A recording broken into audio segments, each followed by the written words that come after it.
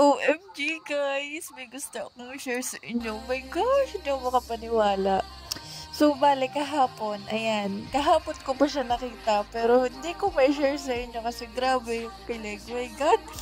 So, ayan, nag-maytay kasi ako kahapon. Ayan, kita nyo, 55 minutes pa lang yung nakakalipas nung i-video ko siya. Pero ilang minutes pa lang, napansin na agad nyo yung my day ko. My God, kita nyo ba yung tao dun sa baba, dun sa activity? My God, tingnan nyo kung sinong nakanotice nung day ko. Oh my God, grabe guys. Oh my God, oh my God. Tingnan nyo ha kung sino. Grabe, oh my gosh, Joshua Garcia yan guys. Joshua Garcia, oh my gosh.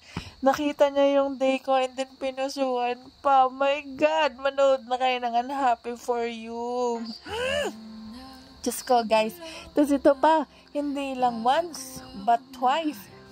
Grabe guys, hindi siya snubber. Oh my God.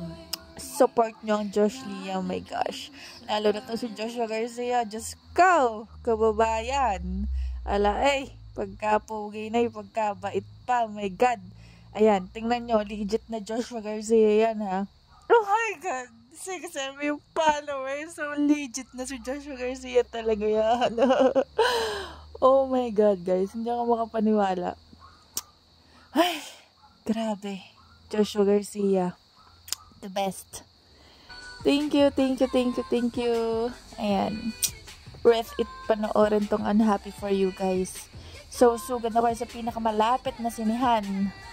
So, taga Garcia kami, kaya dito kami sa SM Lipa, Batangas, nanood nitong aking pinsan, si Ate Queen.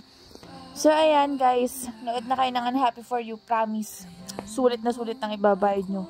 Matatawa, kikiligin, at iiyak kayo. Grabe guys. Ramdam nyo yung sakit, yung galit. So, paano? Bye!